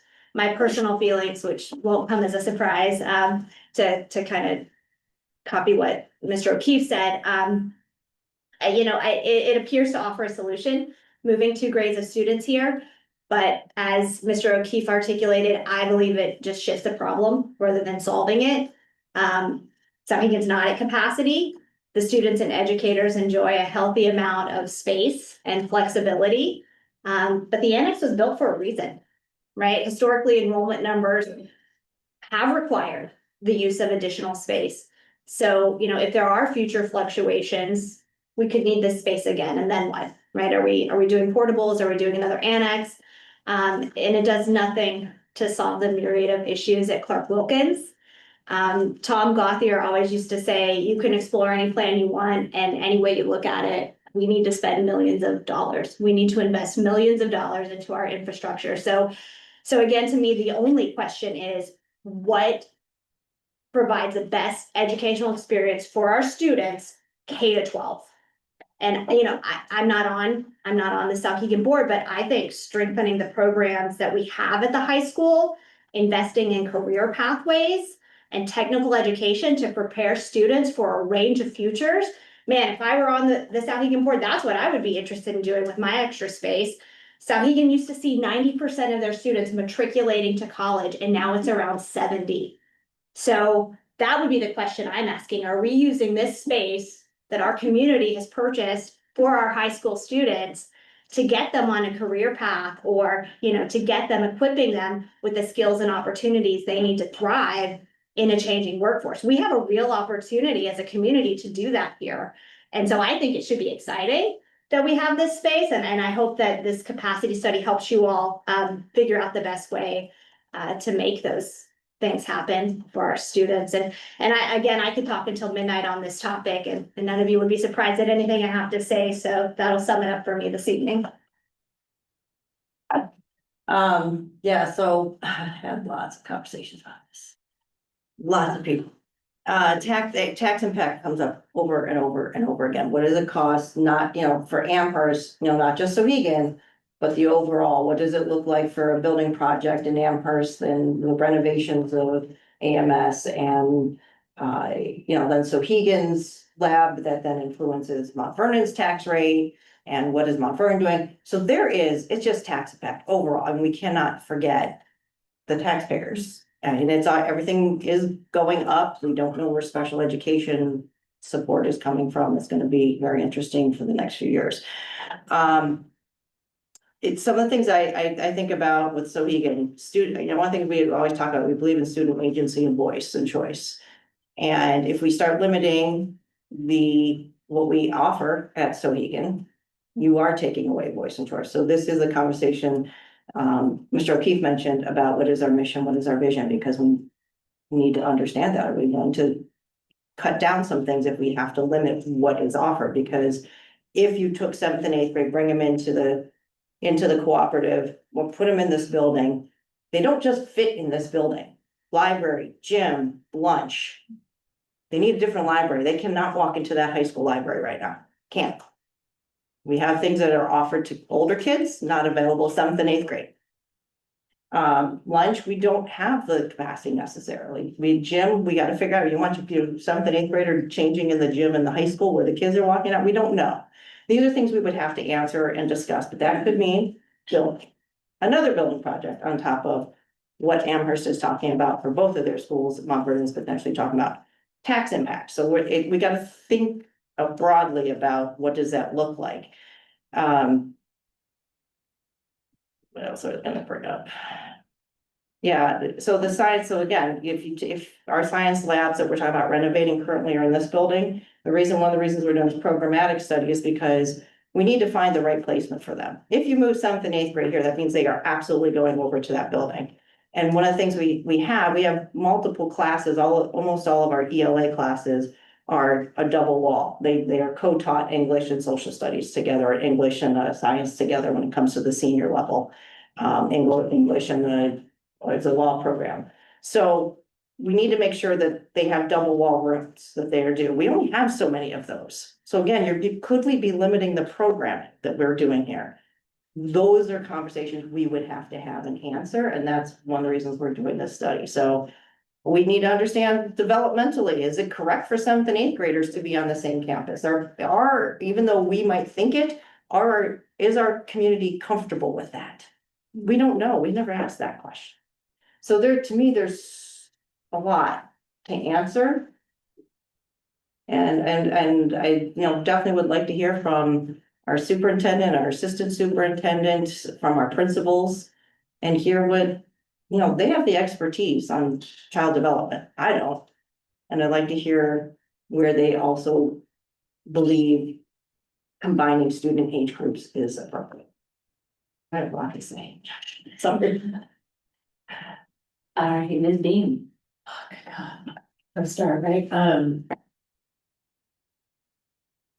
want to say that I'm glad that we're here. Like, I actually left my family vacation to come be here tonight because I thought it was important. And so I thank all of you for making the time to come together and for us to have these types of conversations. I think we need to be doing actually more talking to each other and less talking amongst ourselves and then saying, oh, but we should make sure there too. It's like, no, we need to literally talk with each other.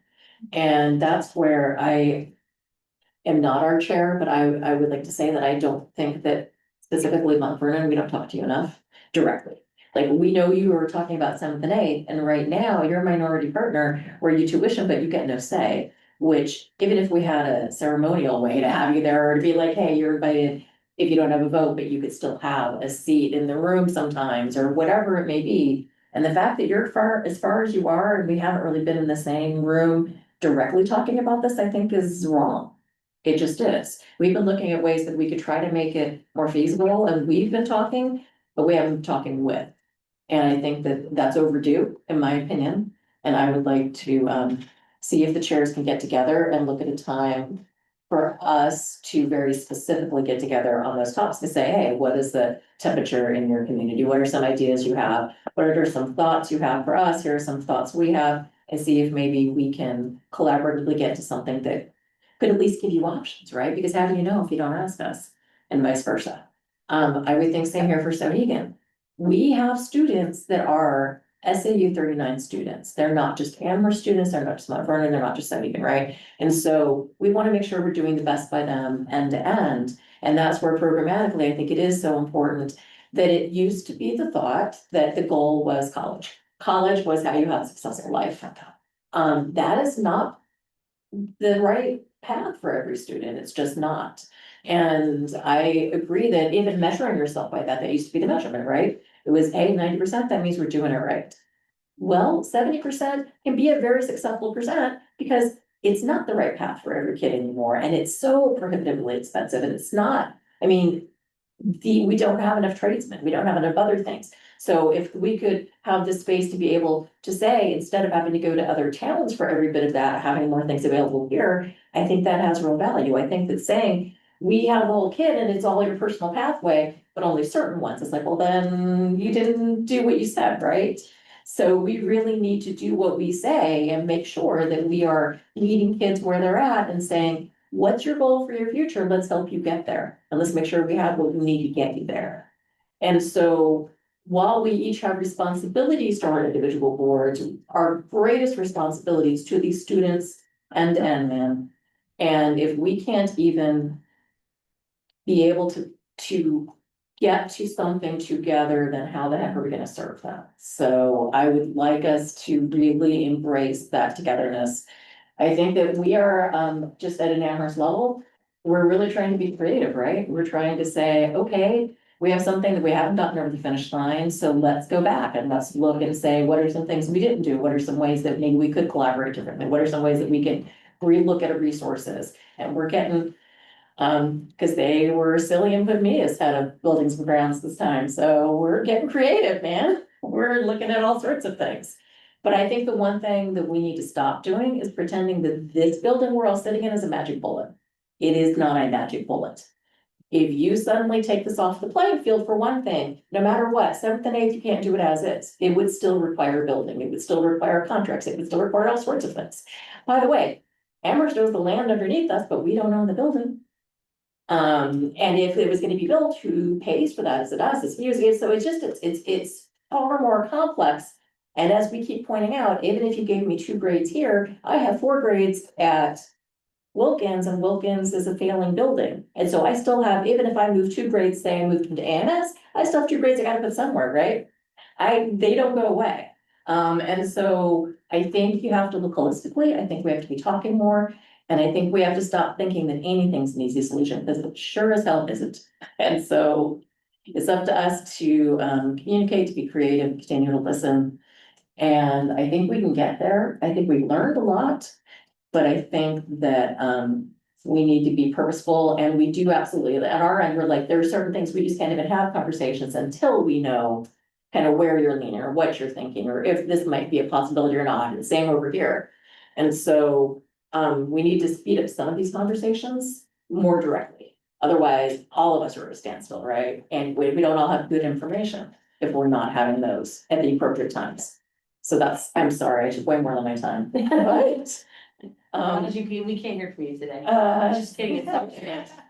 So yeah, I'm all for anybody who thinks that it's like, no, they don't want to do it. It's like, no, it doesn't necessarily mean that. It just means that we've talked near each other, but we haven't talked to each other enough. I personally. And now Raj is gonna talk. And now it's you, Raj. is that the first SAU 39 filibuster that we ever had? I'm just kidding. You don't know, you're well enough yet. You don't know me. I'm just thinking about this slide and I have I'm thinking about things, flow chart of what order these decisions might need to be made up, what order they might need to be made. Reverse engineering of what taxpayers might pallet in any given area of how much we would spend. Participation rate of the community in our discussions related to these things relative to voter turnout. So if we know what our voter turnout percentage is, but how many people are we reaching in our conversations? That's something I'm thinking about, because obviously there's a disconnect when we actually get to the polls in March. I'd love to make sure we have options for any given area and it's not just one potential solution. And then the other thing, and this is like really too late for me to say this, but I'm gonna say it as well. Anyhow, I don't love when it says a sharp increase. I'd love to understand what that number is and for how long, so it takes any ambiguity out of anybody's interpretation of what constitutes a bubble. Thank you, Mike. This slide is, I love that you've coalesced a bunch of ideas here, so thank you. You want to email me those questions? I just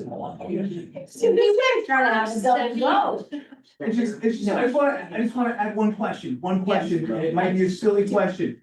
No question silly. That's not true, there are some. Not you. I don't know if there's a way to find an answer to this, but as the state legislation changes, is it like, meaning like school vouchers, is there any way to kind of forecast, or is there kids who are gonna be coming here but don't live in the community? If you get open enrollment, you would. So it might be something to consider when we talk about facilities, that suddenly we're That could gonna be receiving people from elsewhere. Well, I think it's a great question, if that's. Thank you. Thank you. And a longer conversation, so on that note. And so I enjoyed listening to you. This has been helpful. We captured some of your thoughts. We're gonna work with Christie and the 4 chairs to get something on the, agenda for the September meeting. Facilities Oversight Group will meet because each group had met.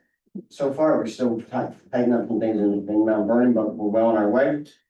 And so more information to come on this. And I appreciate the conversation tonight. Thanks for letting me rip through the retreat. It's just a quick 3.5 hours here with you guys, and I enjoy it. And it was great listening to the last 20 minutes or so of people talk, and it helps form our thinking. So thank you very much. I'm ready to adjourn if you are. I am also ready to adjourn. If you have any other thoughts, you can send them to superintendent or myself or both of us, and. See no one online, so you have to do roll call. We'll see, yeah, there's no one online, so we can just adjourn. Yes. Okay, it's gonna vote. Oh, yeah, all right, we have them not have motion.